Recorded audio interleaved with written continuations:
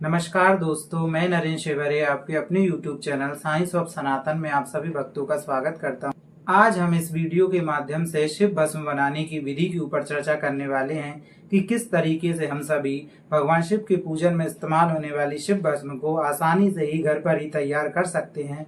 शिव पुराण में बताया गया है कि यदि शिव भस्म के बिना शिव जी की पूजा की जाती है तो वह पूजा अधूरी होती है। पूर्ण फल की प्राप्ति के लिए भगवान शिव की पूजा शिव भस्म से करनी चाहिए।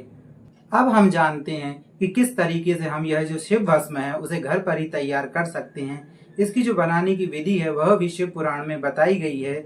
शिव पुराण में सर्वप्रथम बताया गया है कि जो भस्म है वो अग्नि से निर्माण की जाती है। ये तो आप सभी जानते ही होंगे, लेकिन यह जो अग्नि है वो 3 प्रकार की होती है। पहली अग्नि लौकिक अग्नि कहलाती है। दूसरी अग्नि वैदिक अग्नि होती है, जिसमें कर्मकांड हवन इत्यादि किया जाता है। जो यज्ञ वगैरह होते हैं उसकी जो अग्नि है उसे वैदिक अग्नि कहा जाता है। और तीसरी है हमारी शिव अग्नि। यही जो शिव अग्नि है इसी के द्वारा शिव भस्म प्राप्त होती है। शिव अग्नि में जो पदार्थ जलकर भस्म हो जाते हैं और उनसे जो भस्म प्राप्त होती है उसे शिव भस्म कहा जाता है। तो शिव भस्म बनाने के लिए जो सबसे पहले जो हमें जिस चीज की आवश्यकता है वह है शिव अग्नि। अब शिव अग्नि किस तरह से उत्पन्न की जाती है इस विधि के बारे में भी हम चर्चा करेंगे। सबसे पहले यह जान लेते हैं कि हमें शिव भस्म बनाने के लिए किन किन चीजों की आवश्यकता होगी। आप उन चीजों को नोट कर लें। तो सर्वप्रथम जिस चीज की हमें आवश्यकता होगी वो है गाय का उपला। अगर आपके पास कपिला गाय का उपला उपलब्ध है तो उसे आप सुखा लें। इसके लिए सूखे उपले की आवश्यकता है। अगर आपके पास कपिला गाय का उपला उपलब्ध ना हो तो किसी भी देसी नस्ल की गाय के उपले का प्रयोग भी किया जा सकता है। तो सबसे प्रथम हमें जिस चीज की आवश्यकता होगी वो है गाय का उपला। और इसके बाद हमें 6 वृक्षों की दिव्य लकड़ियों की आवश्यकता होगी। यह जो वृक्ष हैं कुछ इस प्रकार हैं जिनकी हमें जरूरत होगी। पहला जो वृक्ष है वह है शमी का वृक्ष। फिर हमें चाहिए पीपल की लकड़ी। फिर हमें जरूरत होगी बरगद की लकड़ी की। फिर हमें चाहिए पलाश की लकड़ी और अमलतास की लकड़ी। और इसी के साथ हमें बेल पत्र के वृक्ष की लकड़ी की भी जरूरत होगी। एक बार पुनः सुने। गाय का उपला, पलाश की लकड़ी, शमी की लकड़ी, पीपल की लकड़ी, बरगद की लकड़ी, बेलपत्र की लकड़ी और अमलतास की लकड़ी। इन सभी सामग्रियों को इकट्ठा कर लें और इन्हें सुखा लें अच्छी तरीके से धूप में, जिससे ये आसानी से जल पाएं। तो हमें करना क्या है दोस्तों, सबसे पहले इन्हें सुखा लेना है। और सुखाने के बाद हमें सबसे पहले जो प्रयोग करना है वो हमारा होगा बेलपत्र की लकड़ी के साथ प्रयोग। सर्वप्रथम इस अग्नि को बनाने के लिए हमें बेलपत्र की लकड़ी को लेना है और उस बेलपत्र की लकड़ी को अग्नि से प्रज्वलित कर लेना है। आप चाहें तो माचिस या फिर कपूर के माध्यम से भी प्रज्वलित कर सकते हैं। और प्रज्वलित करते समय हमें मंत्र बोलना है। वह मंत्र है वैदिक अघोर मंत्र। अगर आपको वैदिक अघोर मंत्र ना आता हो तो आप भगवान शिव के किसी भी मंत्र का जप करते हुए इस अग्नि को प्रज्वलित कर लेना है। इसी अग्नि को ही शिव अग्नि कहते हैं। जब बेलपत्र की लकड़ी को अग्नि से प्रज्वलित किया जाता है और वैदिक अघोर मंत्र या शिव मंत्र पढ़ा जाता है तब यही अग्नि शिव अग्नि कहलाती है। और इसी से शिव भस्म प्राप्त होती है।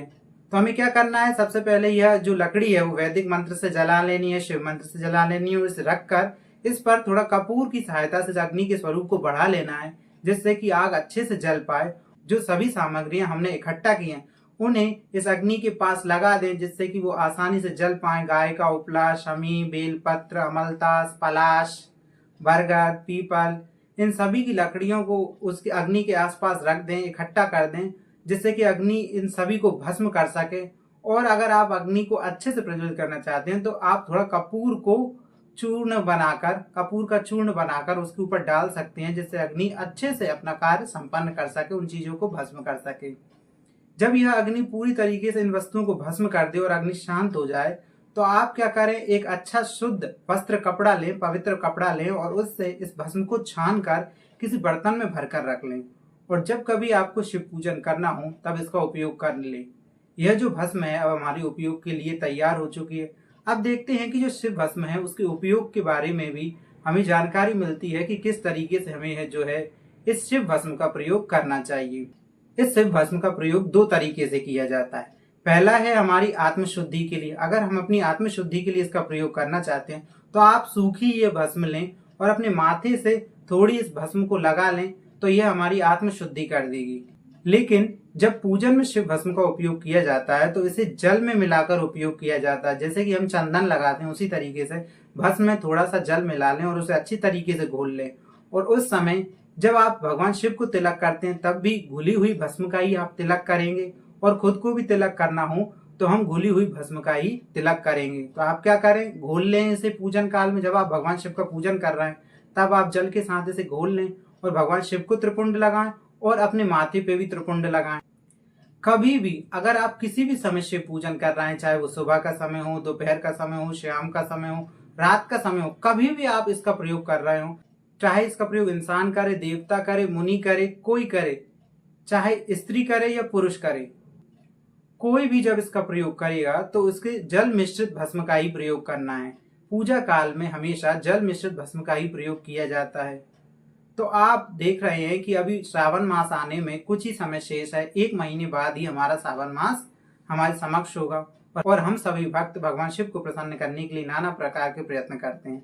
अगर हम संपूर्ण श्रावण मास में शिव भस्म का प्रयोग करते हैं शिव पूजन में तो भगवान शिव हमारे ऊपर अति प्रसन्न होते हैं और हम भक्तों की सभी मनोकामनाओं को पूर्ण करते हैं। तो आप सभी इसी सरल विधि से शिव भस्म बनाएं और भगवान शिव का पूजन इसी भस्म से करें। भगवान शिव आपकी हर इच्छा को पूर्ण करेंगे। अगर आपको हमारा ये कार्यक्रम अच्छा लगा हो तो हमारे चैनल को लाइक करें, सब्सक्राइब करें और इस वीडियो को ज़्यादा से ज़्यादा लोगों को शेयर करें ताकि सभी लोग इस भस्म के द्वारा भगवान शिव का पूजन कर सकें और भगवान शिव को प्रसन्न कर सकें। धन्यवाद।